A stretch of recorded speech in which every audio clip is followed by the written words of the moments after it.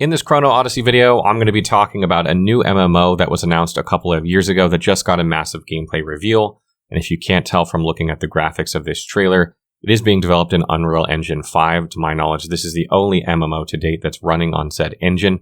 And we're going to talk a little bit about this game and what the trailer shows. And also at the end of this video, we will show the trailer unedited if you just want to watch all of it.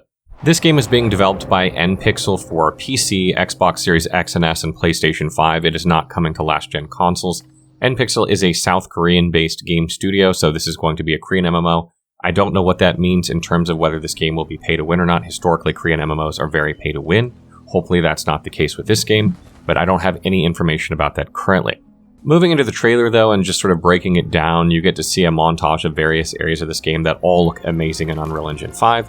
You get to see some extremely detailed environments ranging from lush foresty forests to bustling cityscapes or even dark and dingy dungeons. Areas are adorned with various structures like forgotten temples or holy cathedrals, and frankly it just looks awesome. Viewers will also get treated to a highly detailed field of grass that sways in the wind, and the majority of the footage looks to be in-game, not some pre-rendered cutscene, though it is quite hard to tell what is actually gameplay and what isn't. Chrono Odyssey's visual fidelity is the star of the show here, and the quality of this is jaw-dropping to say the least.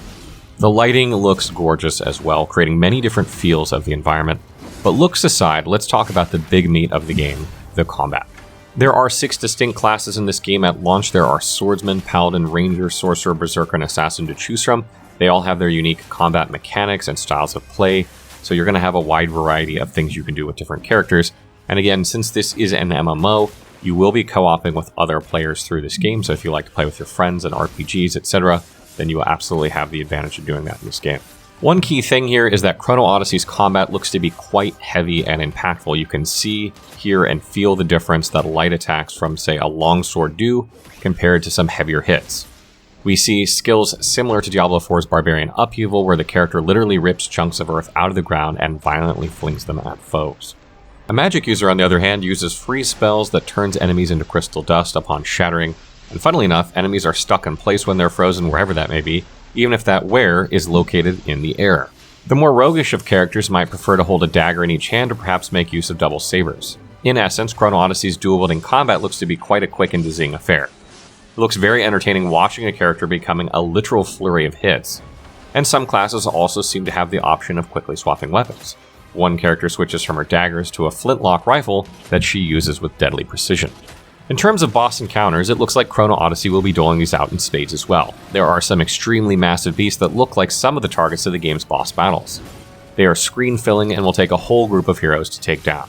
It doesn't look like the game has a Holy Trinity system that most MMOs have, so knowing how to approach the encounters will be an interesting affair for sure. Taking it a step further, though, there are even larger bosses, such as dragons, that will take dozens of players in order to slay. The combat looks extremely engaging, with all the players running around trying their best to avoid lunar flames from the enemy's breath attack. Hopefully, these fights will play as epic as the gameplay trailer looks. It would be disappointing if these encounters would be relegated to just DPS races against bullet sponge enemies. Chrono Odyssey's Chrono Mechanic looks like it will come in the form of some time-altering abilities. You can freeze time at some point in combat, literally freezing everything in place. Players can then proceed to cut their foes to shreds. Alternatively, you can rewind time on yourself, moving back a few seconds. Extremely helpful when you find yourself overwhelmed by enemies, or if you just accidentally fall off a ledge. We also get to see one scene where instead of stopping time entirely, the world's pace slows down to a crawl. Another instance of time manipulation is when a player character Archer dies in combat, only to have the scene rewind and have her get back up again. Hopefully we get to see more of Chrono Odyssey very soon, and we're particularly interested in seeing some more of the game's actual systems, like what does the UI look like, what is the questing like, what's the itemization like, and obviously the finer sides of combat. What do you guys think from seeing the game so far? Is this something that looks interesting to you? The idea of an MMO in Unreal Engine 5 has me excited and also concerned on how the performance would be. Let me know in the comments below what you think, but if you want to watch the uninterrupted trailer, you can do so now.